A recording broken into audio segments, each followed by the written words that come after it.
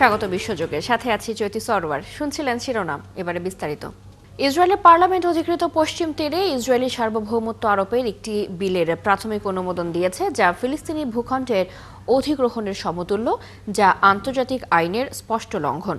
মঙ্গলবার 120 আসনের নেসেটে 25-24 ভোটে পাশ হয় বিলটি। নেসেটের বিবৃতিতে বলা হয়, পশ্চিম তীরে দখল করা অঞ্চলগুলো ইসরায়েলের আওতার মধ্যে আসবে, আর এর জন্য প্রাথমিকভাবে বিলটি অনুমোদিত হয়েছে। বিলটিকে আইনে পরিণত করার জন্য আরও 3টি অনুমোদন লাগবে। এটি এখন আরও আলোচনার জন্য নেসেটের পররাষ্ট্র ও প্রতিরক্ষা কমিটিতে যাবে। এদিকে মার্কিন প্রেসিডেন্ট ডোনাল্ড ট্রাম্প বলেছেন, অধিকৃত পশ্চিম তীর ইসরায়েলের সাথে সংযুক্ত করার বিষয়টি তিনি মানবেন না। এদিকে প্রধানমন্ত্রী বেনিয়ামিন নেতানিয়াহু এবং তার দল বিলটির বিরোধিতা করেছে। লিকুদ পার্টি বলছে, যুক্তরাষ্ট্রের সাথে তাদের সম্পর্ক খারাপ করার জন্যই বিরোধী দল বিলটি পাশ করেছে। গাজায় ক্ষুধাকে ইসরায়েল অস্ত্র হিসেবে ব্যবহার করছে বলে এক রায়ে জানিয়েছেন আন্তর্জাতিক ন্যায়বিচার আদালত আইসিজে। বুধবার গাজায় মানবিক সহায়তা পৌঁছানো নিশ্চিত করতে ইসরায়েলকে নির্দেশ দেয় আদালত।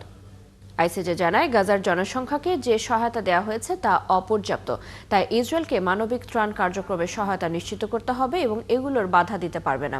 ইউএনডব্লিউ এর বহু কর্মী হামাসের সাথে যুক্ত এমন অভিযোগ প্রমাণে ইসরায়েল ব্যর্থ হয়েছে বলেও জানায় আইসিজে। এদিকে এই রায়ের বিরুদ্ধে তীব্র নিন্দা জানিয়েছে যুক্তরাষ্ট্র। মার্কিন পররাষ্ট্র দপ্তরের এক বিবৃতিতে বলা হয়, ট্রাম্প এবং রুবিও যখন এই অঞ্চলে শান্তি প্রতিষ্ঠার জন্য নিরলসভাবে কাজ করছেন, তখন আইসিজে প্রকাশ্যে রাজনৈতিক ও পক্ষপাত দুষ্ট মতামত প্রকাশ করছে, যা অন্যায়ভাবে ইসরায়েলকে অভিযুক্ত করছে এবং হামাসের সাথে গভীর সম্পর্ক ও সহায়তার অভিযোগ থাকা সত্ত্বেও জাতিসংঘের ত্রাণ কার্যক্রম সংস্থাকে দায়মুক্তি দিচ্ছে। গাজায় ইসরায়েলের কর্মকাণ্ডকে গণহত্যার শামিল উল্লেখ করে দেশটির উপর নিষেধাজ্ঞার আরোপের আহ্বান জানিয়েছেন বিশ্বের বিশিষ্ট ইহুদি ব্যক্তিত্বরা। বুধবার প্রকাশিত এক খোলা চিঠিতে ইসরায়েলের জবাবদিহিতার দাবি জানিয়ে তারা জাতিসংঘ এবং বিশ্ব নেতাদেরকে এই আহ্বান জানান। 460 জন বিশিষ্ট ইহুদি ব্যক্তিত্ব এই খোলা চিঠিতে সই করেছেন, যাদের মধ্যে রয়েছেন সাবেক ইসরায়েলি কর্মকর্তা থেকে শুরু করে অস্কার জয়ী শিল্পী, লেখক এবং বুদ্ধিজীবীরা। ইসরায়েল গাজা অধিকৃত পশ্চিম তীর ও পূর্ব জেরুজালেমে যা করছে সেসব কর্মকাণ্ডের জবাবদিহি চেয়েছেন তারা। জাতিসংঘ মহাসচিবকে সম্বোধন করে চিঠিতে আন্তর্জাতিক আইন সমুন্নত রাখা, ইসরায়েলে অস্ত্র বিক্রি বন্ধ করা, নিষেধাজ্ঞা আরোপ করা এবং গাজায় অবাধ মানবিক সাহায্য সরবরাহ নিশ্চিত করার জন্য বিশ্ব নেতাদের কাছে আহ্বান জানানো হয়েছে। গাজায় আন্তর্জাতিক স্থিতিশীলতা বাহিনীর অংশ হিসেবে তুরস্কের কোনো সেনা মোতায়েন করা হবে না বলে জানিয়েছে ইসরায়েল। বুধবার নেতানিয়াহুর দপ্তর এ তথ্য জানায়। বুধবার মিশরের প্রভাবশালী গোয়েন্দা প্রধান হাসান রাসাদ এবং নেতানিয়াহুর মধ্যে বৈঠক হয়। এরপর জানা যায়, তুরস্কের সেনা মোতায়েন নিয়ে তাদের মধ্যে বিরোধ দেখা দিয়েছে। গাজায় তুরস্কের সেনা মোতায়েন করা হবে না দাবি করে নেতানিয়াহুর দপ্তর সংবাদ মাধ্যম টাইমস অফ ইসরায়েলকে বলেছে, মিশরের গোয়েন্দা প্রধানের সাথে প্রধানমন্ত্রীর কোনো বিরোধ নেই, তবে তুরস্কের কোনো সংশ্লিষ্টতা থাকবে না। এমনকি মিশর ও জর্ডানের দ্বারা প্রশিক্ষণপ্রাপ্ত নিরাপত্তা বাহিনীর সদস্যদেরও গাজায় নিরাপত্তা রক্ষী হিসেবে পাঠানোর ক্ষেত্রে ভেটো দিয়েছেন নেতানিয়াহু। এছাড়া যুদ্ধবিরতির দ্বিতীয় ধাপ কার্যকরের আগে হামাসকে নিরস্ত্র করা এবং গাজার নিয়ন্ত্রণ থেকে তাদের সরিয়ে দিতে বলেছেন তিনি। যুক্তরাষ্ট্রের অযৌক্তিক ও অতিরিক্ত দাবির কারণেই পরমাণু ইস্যুর 5 দফা আলোচনা ভেস্তে গেছে বলে জানিয়েছে ইরান। পররাষ্ট্রমন্ত্রী আরাকচি বলেছেন, যুক্তরাষ্ট্র পারস্পরিক স্বার্থ এবং সমমর্যাদার ভিত্তিতে আলোচনায় রাজি না হলে ততদিন ইরান কোনো নতুন উদ্যোগে অংশ নেবে না। যদিও আরাকচি নিশ্চিত করেন, তেহরান এখনও মধ্যস্থতাকারীদের মাধ্যমে মার্কিন বিশেষ দূত স্টিভ উইটকফের সাথে বার্তা বিনিময় করছে। এদিকে আঞ্চলিক মিত্র ইরাকের কাছ থেকে দ্বিপক্ষীয় নিরাপত্তা চুক্তি সম্পূর্ণভাবে বাস্তবায়নের প্রতিশ্রুতি পেয়েছে তেহরান। ইরাকের জাতীয় নিরাপত্তা উপদেষ্টা কাসিম আল আরাজি তেহরানে ইরানের সশস্ত্র বাহিনীর chief of staff general Musavir সাথে বৈঠকে এই অঙ্গীকার পুনর্ব্যক্ত করেন। ইউক্রেনের সাথে শান্তি চুক্তি করতে চাপ বাড়াতে রাশিয়ার 2টি প্রধান জ্বালানি তেল কোম্পানির ওপর নতুন নিষেধাজ্ঞা আরোপ করেছে যুক্তরাষ্ট্র। রুশ প্রেসিডেন্ট ভ্লাদিমির পুতিনের সাথে বুদাপেস্টের পরিকল্পিত বৈঠকটি অনির্দিষ্টকালের জন্য স্থগিতের বিষয়ে ট্রাম্পের ঘোষণার একদিন পরই এই নিষেধাজ্ঞা দেওয়া হয়। এটাকে বুধবার ইউক্রেনে রাশিয়ার বোমা বর্ষণে শিশুসহ অন্তত 7 জন নিহত হয়। বিস্তারিত শারমিন স্বপ্নার রিপোর্টে। রাশিয়ার বৃহত্তম 2 তেল কোম্পানি রোজনেফট ও লুকঅয়েলের উপর নিষেধাজ্ঞা আরোপ করেছে যুক্তরাষ্ট্র।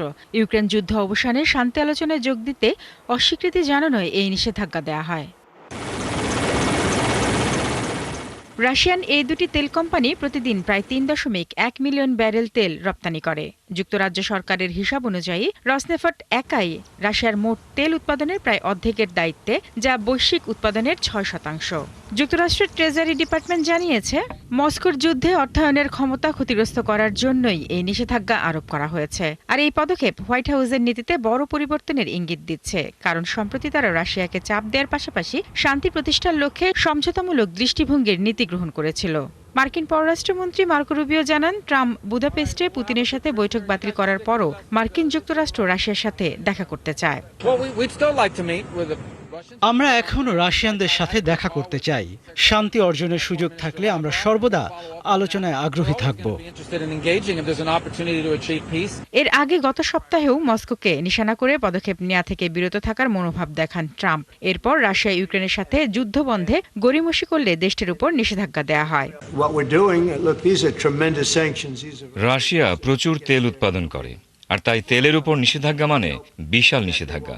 আমি মনে করি এই নিষেধাজ্ঞা তাদের যুদ্ধের উপর প্রভাব ফেলবে। বুধবার ইউরোপীয় ইউনিয়নের দেশগুলো রাশিয়ার উপর 19তম নিষেধাজ্ঞার প্যাকেজের অনুমোদন দিয়েছে। এসব নিষেধাজ্ঞার মধ্যে রাশিয়ার তরলীকৃত প্রাকৃতিক গ্যাস এলএনজিও রয়েছে। এদিকে ট্রাম্প ও পুতিনের বৈঠক স্থগিতের পর নতুন শক্তি প্রদর্শনের অংশ হিসেবে ক্রেমলিন একটি ভিডিও প্রকাশ করেছে। রাশিয়া জানিয়েছে, তারা স্থল, ডুবোজাহাজ এবং বিমানের লঞ্চার থেকে ক্ষেপণাস্ত্র ছুড়েছে। এসবের মধ্যে এমন পাল্লার ক্ষেপণাস্ত্র রয়েছে যা যুক্তরাষ্ট্রে আঘাত হানতে সক্ষম। শারমিন স্বপ্না, ৭১। গাজায় যুদ্ধবিরতি ও জিম্মি মুক্তির চুক্তি সফলভাবে সম্পন্ন করার পর রাশিয়া ইউক্রেন যুদ্ধ বন্ধ করতে নতুন করে মনোযোগ দিয়েছেন যুক্তরাষ্ট্রের প্রেসিডেন্ট ডোনাল্ড ট্রাম্প। তবে গাজায় যতটা সাফল্য পেয়েছেন ইউক্রেন যুদ্ধের ক্ষেত্রে সেটা অনেক কঠিন হবে বলে মনে করছেন বিশ্লেষকরা। এছাড়া ইউক্রেন যুদ্ধের ক্ষেত্রে ট্রাম্পের প্রভাব অনেক কম বলেও মনে করছেন তারা। বিস্তারিত মনিরুজ্জামান বাবুর রিপোর্টে। ডোনাল্ড ট্রাম্প ঘোষণা দিয়েছিলেন যে তিনি রাশিয়ার প্রেসিডেন্ট ভ্লাদিমির পুতিনের সঙ্গে বুদাপেস্টে 2 সপ্তাহের মধ্যেই সাক্ষাৎ করবেন। তার কয়েকদিনের মধ্যেই অনির্দিষ্টকালের জন্য সেই সম্মেলন স্থগিত করা হয়েছে। 2 দেশের শীর্ষ কূটনীতিকদের মধ্যে প্রাথমিক বৈঠকও বাতিল করা হয়েছে। বিশ্লেষকরা মনে করছেন, গাজায় সাফল্য অর্জনের জন্য যে অনুকূল পরিস্থিতি পেয়েছিলেন ডোনাল্ড ট্রাম্প, সেটা ইউক্রেন যুদ্ধের ক্ষেত্রে তৈরি করা কঠিন হতে পারে, কারণ এই যুদ্ধ প্রায় 4 বছর ধরে চলছে। এছাড়া বিশ্লেষকরা আরও মনে করছেন, ইউক্রেন যুদ্ধের ক্ষেত্রে ট্রাম্পের প্রভাব গাজার তুলনায় অনেক কম। ট্রাম্প হুমকি দিয়েছিলেন রাশিয়ার জ্বালানি রপ্তানির উপর নতুন নিষেধাজ্ঞা আরোপের এবং ইউক্রেনকে দীর্ঘ পাল্লার অস্ত্র সরবরাহের। তবে তিনি এটাও স্বীকার করেছেন যে এমন পদক্ষেপ বৈশ্বিক অর্থনীতিকে বিঘ্নিত করতে পারে এবং যুদ্ধকে আরও বাড়িয়ে দিতে পারে। অন্যদিকে ট্রাম্প প্রকাশ্যে জেলেনস্কিকে ভৎসনা করেছেন, সাময়িকভাবে ইউক্রেনের সঙ্গে গোয়েন্দা তথ্য ভাগাভাগি বন্ধ করেছেন এবং দেশটিতে অস্ত্র সরবরাহ স্থগিত করেন। যদিও পরে ইউরোপীয় মিত্রদের উদ্বেগের মুখে তিনি সেই অবস্থান থেকে সরে আসেন। এদিকে পুতিন ও জেলেনস্কির সঙ্গে তার সরাসরি বৈঠকগুলো যুদ্ধের সমাধানের দিকে কোনো অগ্রগতি আনতে পারেনি।